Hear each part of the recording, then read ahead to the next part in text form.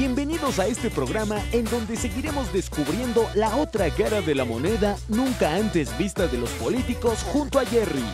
¡Comenzamos! ¿Qué tal, amigos? Bienvenidos a otro podcast de Voces de la Nación de la revista La Nación. Yo soy Jerry y espero que se encuentren muy bien. El día de hoy nos acompañan por primera vez dos invitados en este podcast de Voces de la Nación. Está con nosotros Julio Castillo, director de la Fundación Rafael Preciado Hernández. Hola, Jerry. Qué gusto verte. Qué gusto verlos. Y también se encuentra con nosotros Omar Miranda. Él es secretario de Derechos Humanos del Comité Ejecutivo Nacional del SENA. Gracias, Jerry, por la invitación y un saludo a nuestro maestro Julio Castillo. Maestro. Oigan, les quería hacer, les hice esta invitación para hacer este podcast para hablar acerca de las nuevas tecnologías de la inteligencia artificial específicamente y de las preguntas que se vienen con todo este boom que estamos viendo en este año, ¿no? Entonces, quisiera empezar con definir de forma rápida qué es para ustedes la inteligencia artificial y comentar al respecto. No sé si gustes empezar, Omar.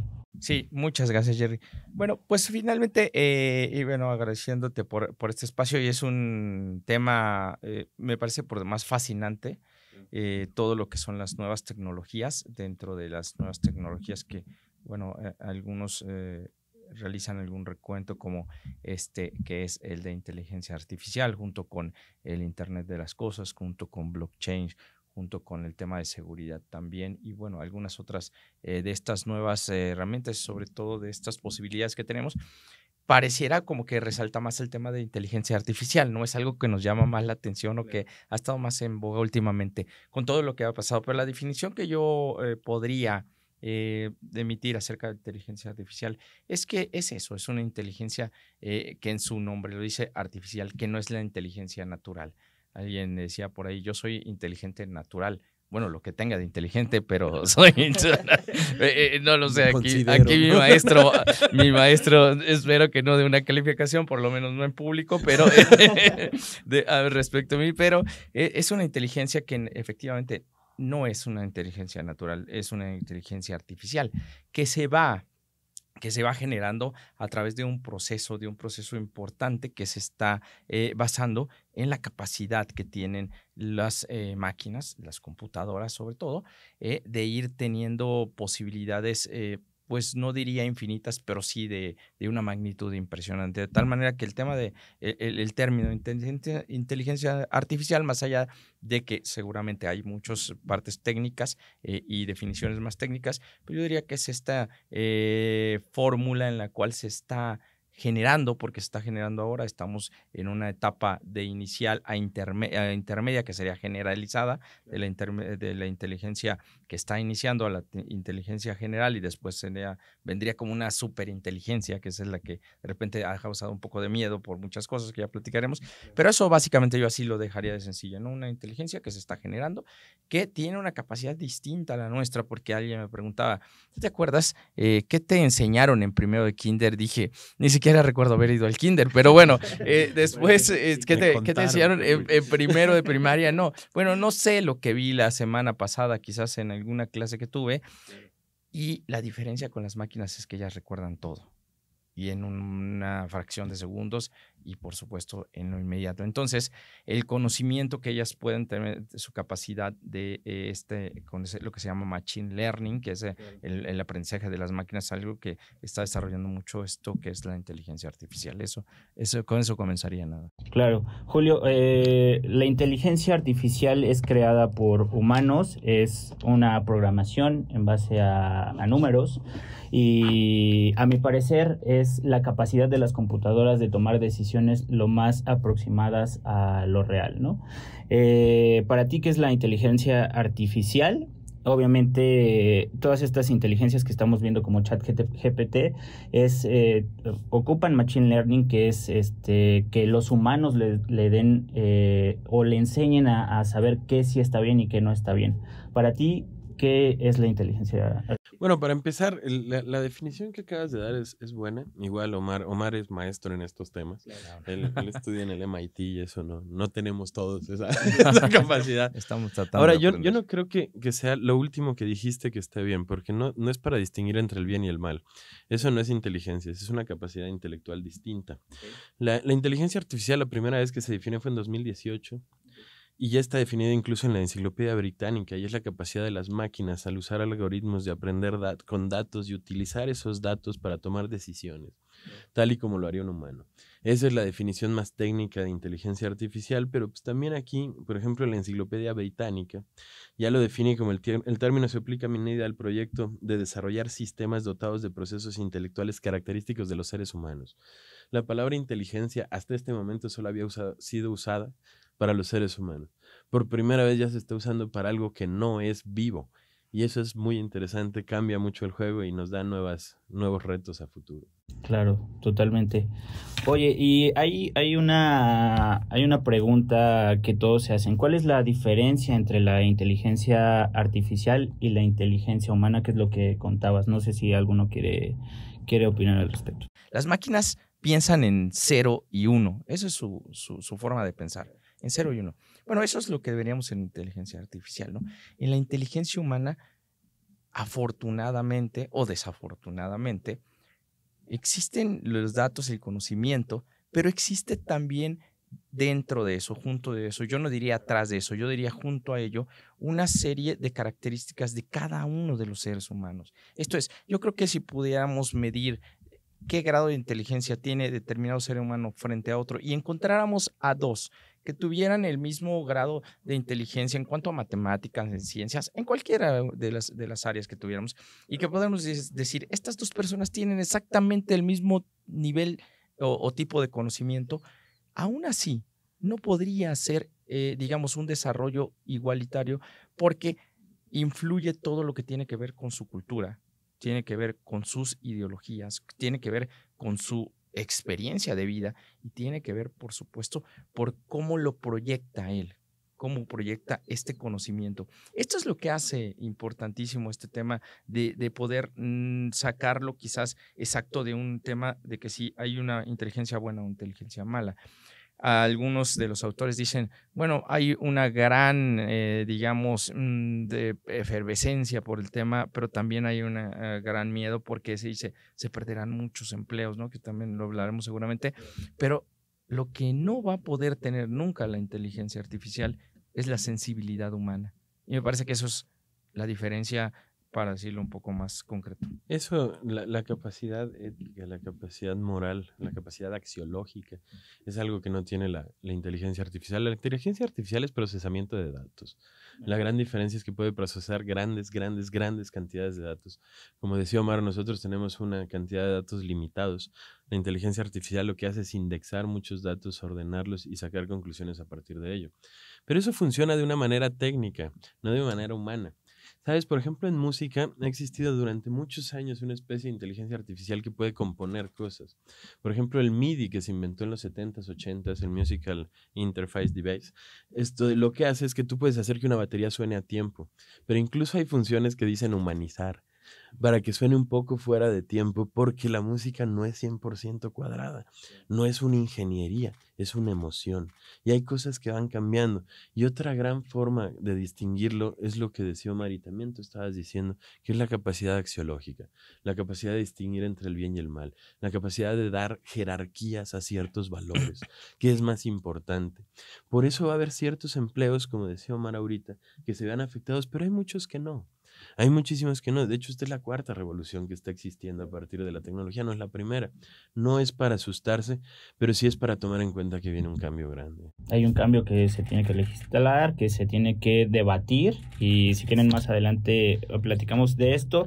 Lo que les quiero preguntar es, ¿han utilizado las páginas de inteligencia artificial, ChatGPT, Bing o creación de imágenes, de video o alguna de estas? Las dos primeras que mencionaste sí, pero porque es para datos, pero sé que hay de todos tipos. Hay para hacer música, para hacer imágenes, para hacer videos, para hacer consejos, para todo. Sí, hasta para remodelar la casa. Sí, existe claro. Inteligencia artificial para traducir la voz, para mejorar la resolución de las imágenes. ¿Tú, Omar? Sí, igual, digamos, ChatGPT, que pues, me parece que es como lo más común de repente, pero también bajé alguna plataforma que también está haciendo estos videos con avatars, ¿no? Y que están muy padres y lo ocupé para uno de mis trabajos.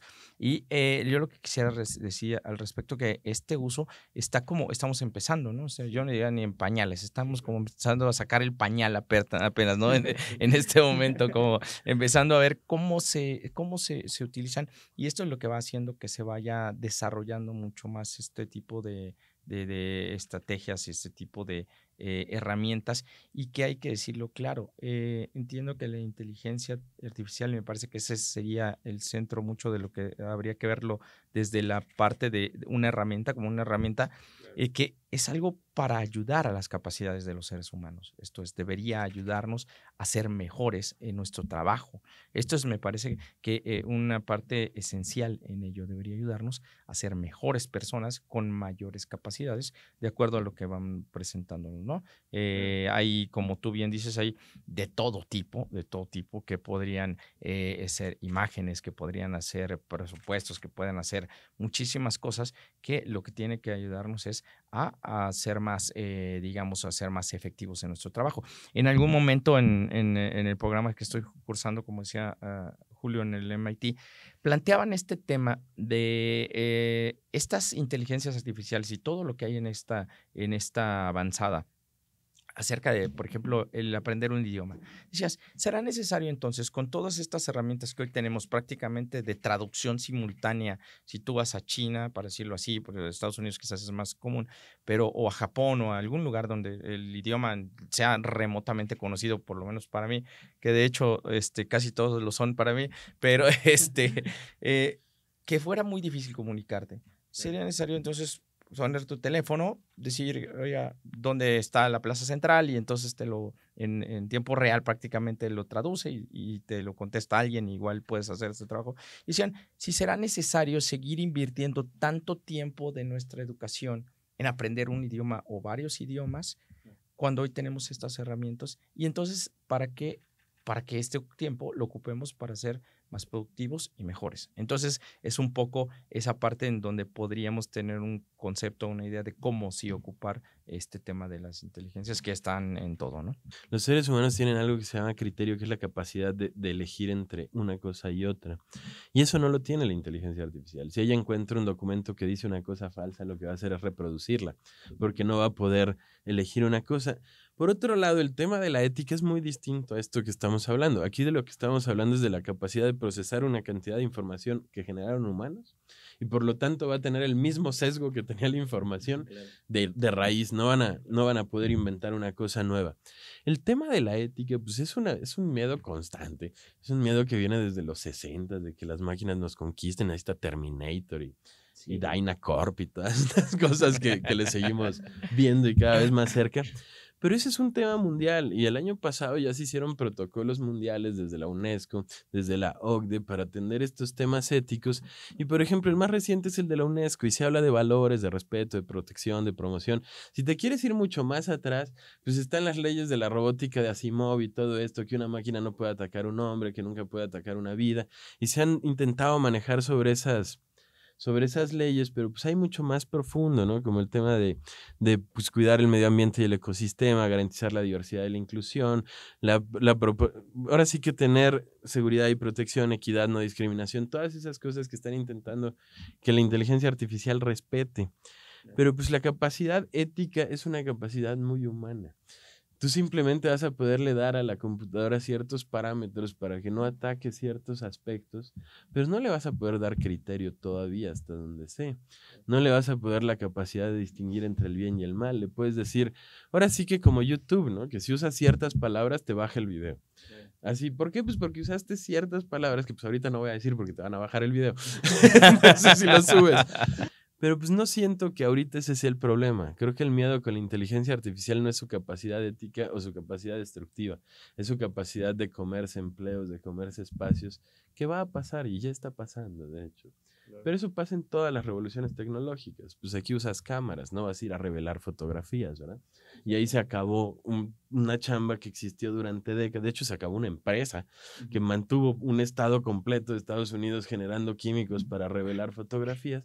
Y ahorita nadie revela fotografías.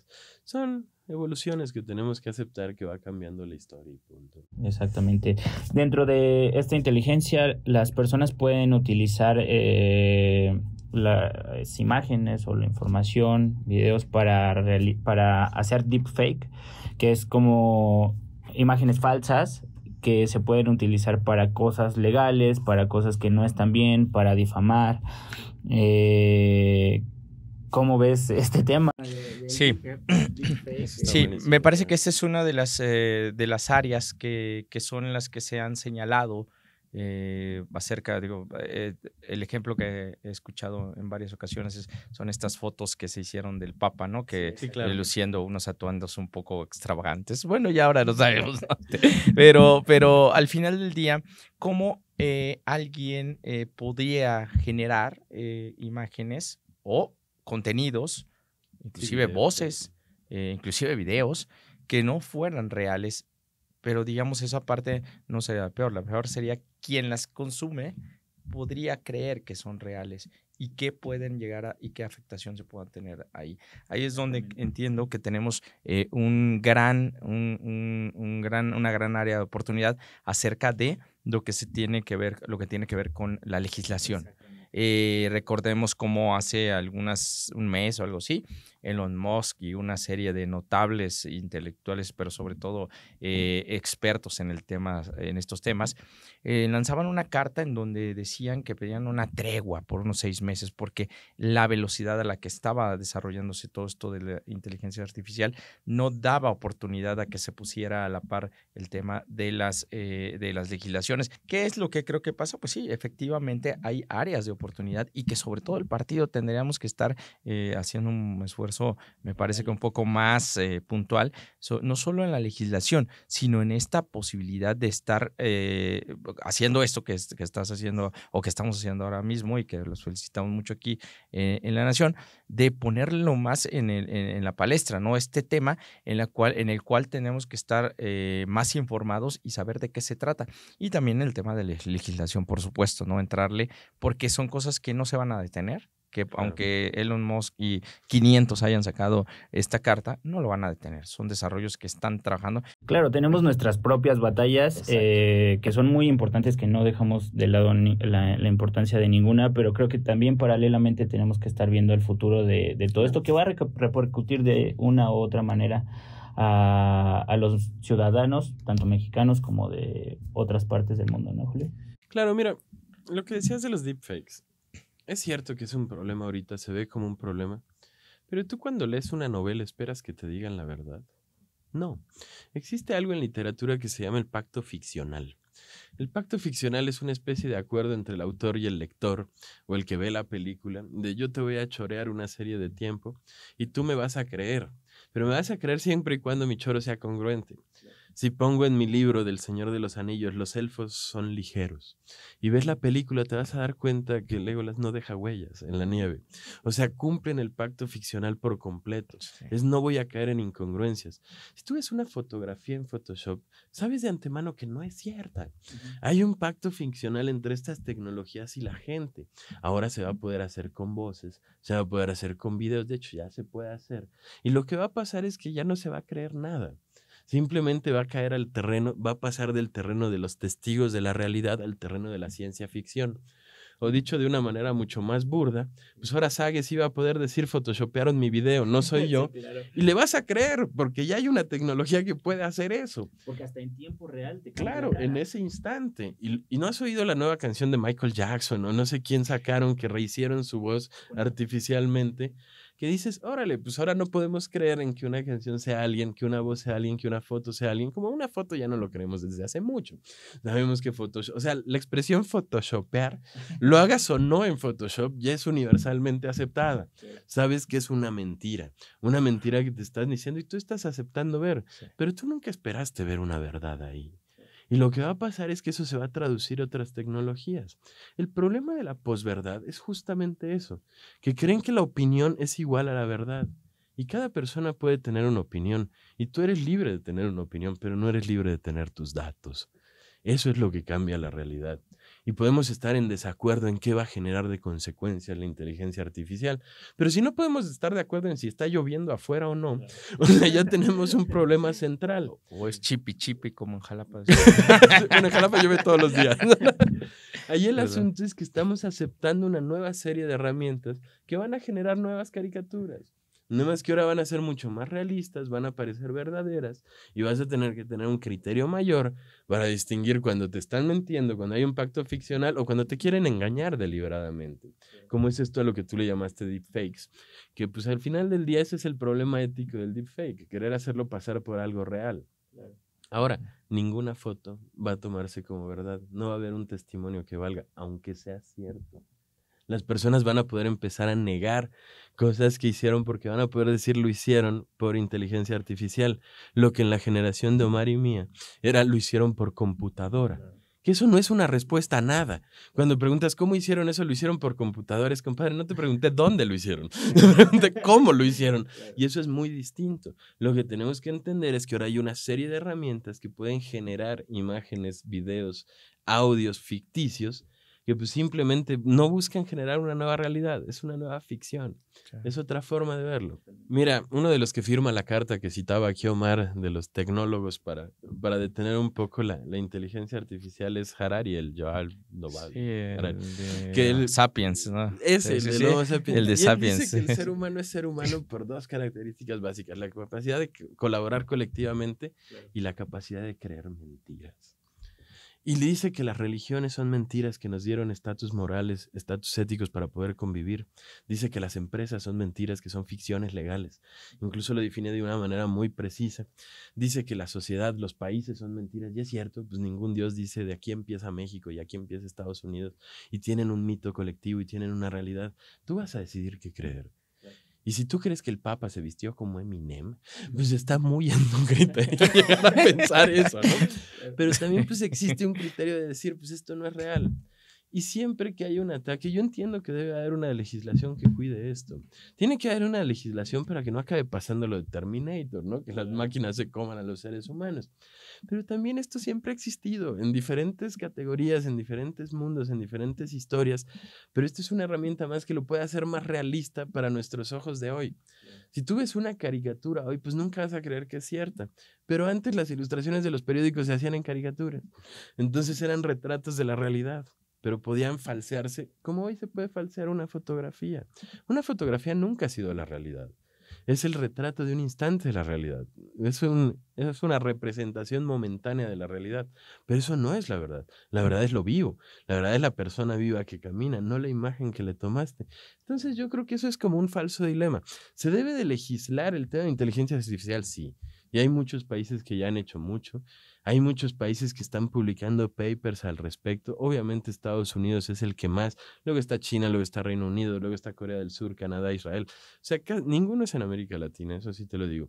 México estaba muy avanzado hasta el 2018 en tema de inteligencia artificial, había protocolos, pero pues como casi todo pasó en México, después del 2018 se abandonó estos temas y se fueron otros temas más básicos y ya no somos punta de lanza como lo fuimos hace unos años.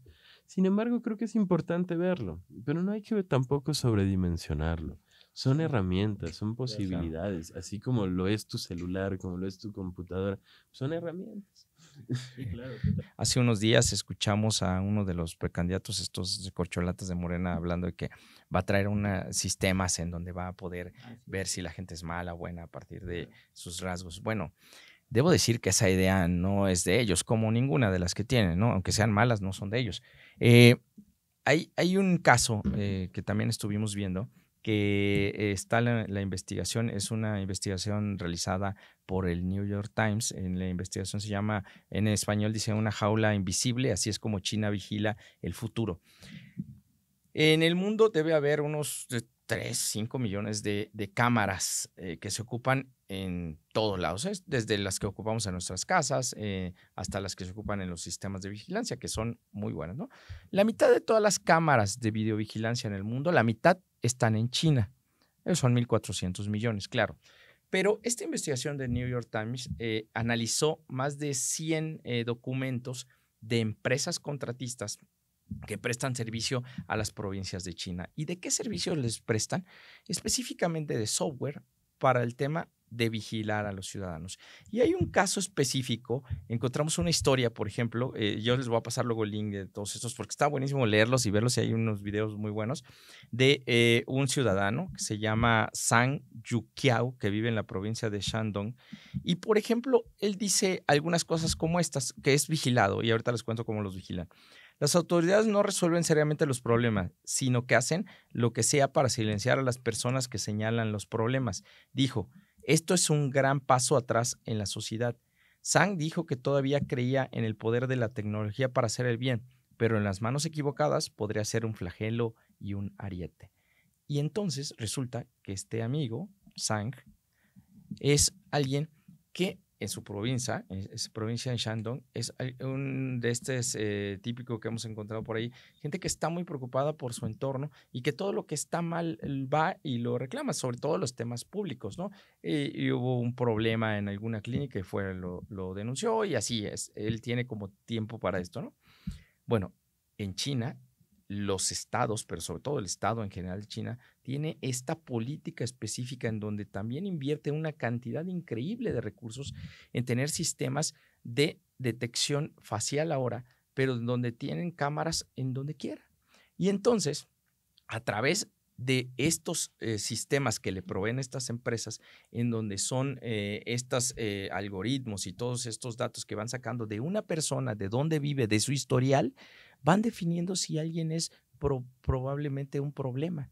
Entonces, a este señor, Zhang, cuenta, dentro de todo esto, que algunas veces ha tenido que ir a comprar varios billetes de tren a diferentes lugares para que no sepan a dónde va, porque lo tienen ya tan vigilado que saben a dónde va a ir y saben qué es lo que va a hacer.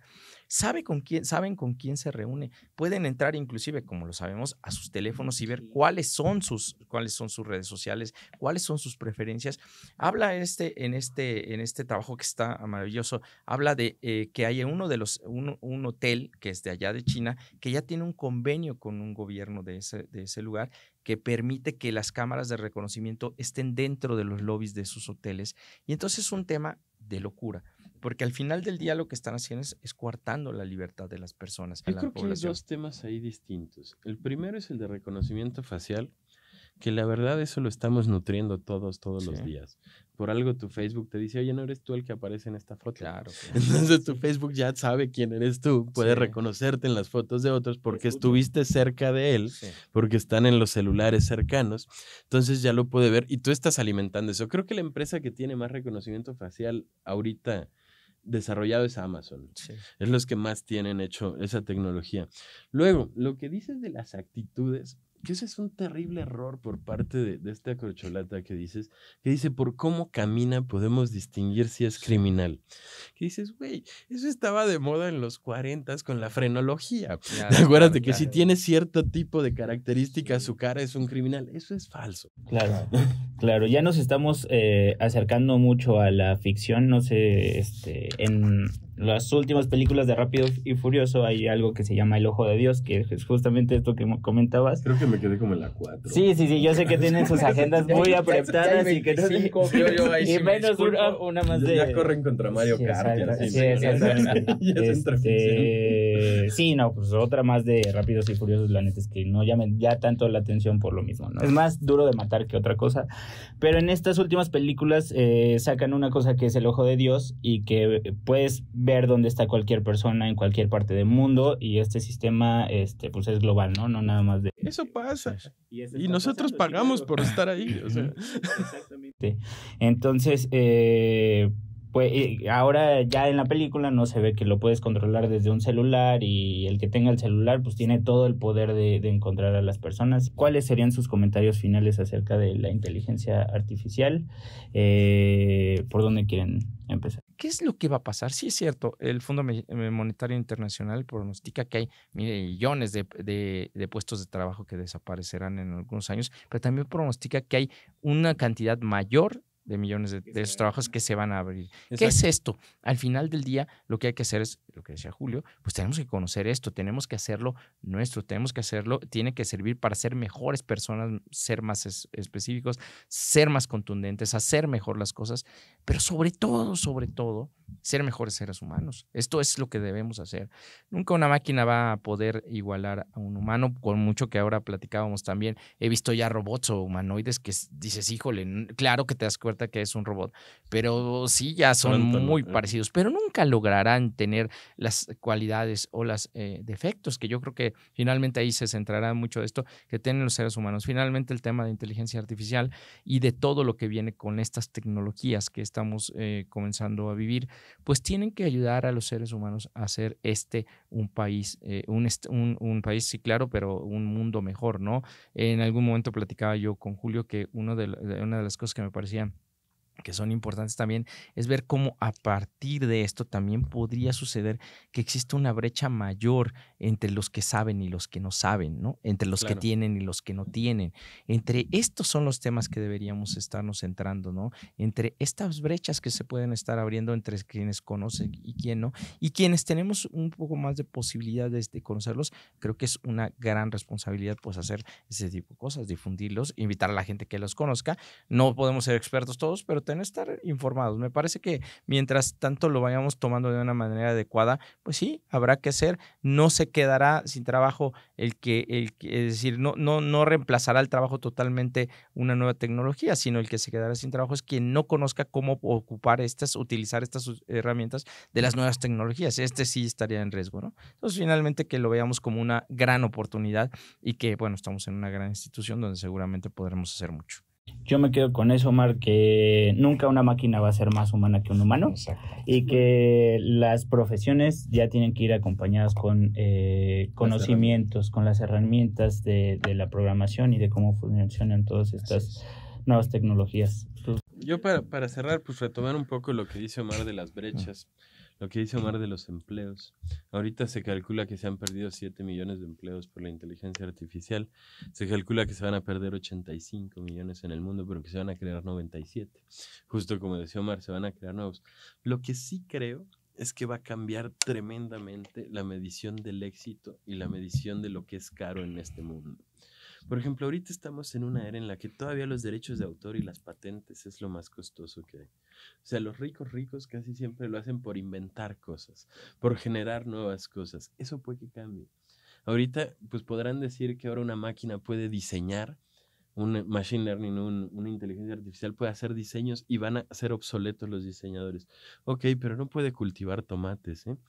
Entonces nos vamos a regresar a empleos todavía más arcaicos de los que hay ahorita, porque los que nos están sustituyendo esta nueva generación de inteligencia artificial, que es una nueva revolución industrial, así que hubo una revolución con la computación y una con la electricidad y otra con la línea de montaje con Henry Ford y todo eso, pues ahorita estamos en una que busca sustituir la creación de derechos de autor. Por eso hablas de video, por eso hablas de música, por eso hablas de imágenes, por eso hablas de deepfakes. Entonces, si te das cuenta, todo está sobre el mismo rubro, que es sobre los creadores. No están buscando sustituir al campesino, no están buscando sustituir al que repara el motor de diésel, no están buscando. Entonces, va a haber un cambio de qué es lo importante y lo valioso.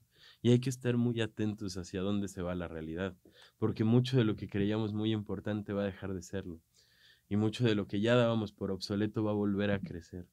Y eso es lo que está pasando. Ahora, eso ha pasado todas las épocas, ¿eh? O sea, hubo una época en la que dijeron, híjole, ya no va a haber chambas ensamblando coches, se va a caer el mundo. Y no se acabó. Simplemente se evolucionó y se crearon empleos en otro rubro. Ahora yo creo que vamos a los servicios, como ya estamos ahorita en una era más de servicios, pero va a cambiar mucho el valor de la creación y sobre todo de la venta de derechos de autor y de patentes, porque ya cualquiera va a poder crear. Va a ser tan fácil como pedirlo. Yo lo dejaría ahí. Y pues bueno, muchas gracias por su tiempo, gracias por venir a la invitación a este podcast. Sé que tienen la agenda apretada, entonces... A ti, a la nación y sobre todo aquí a mi amigo Omar de tantos años. Un honor estar con el maestro y con ustedes, de verdad. Muchas gracias a todos. Muchas gracias, amigos. Esperamos que les haya gustado este podcast un poquito diferente a los normales, y escríbanos ahí si les gustó, si no les gustó, si tienen más preguntas, y nos vemos en el siguiente podcast. Hasta la próxima. No olvides vernos todos los miércoles a las 19 horas a través de Facebook Live. Recuerda que también nos encuentras en Spotify y Apple Podcast. Gracias por escuchar este nuevo episodio. Nos vemos la próxima.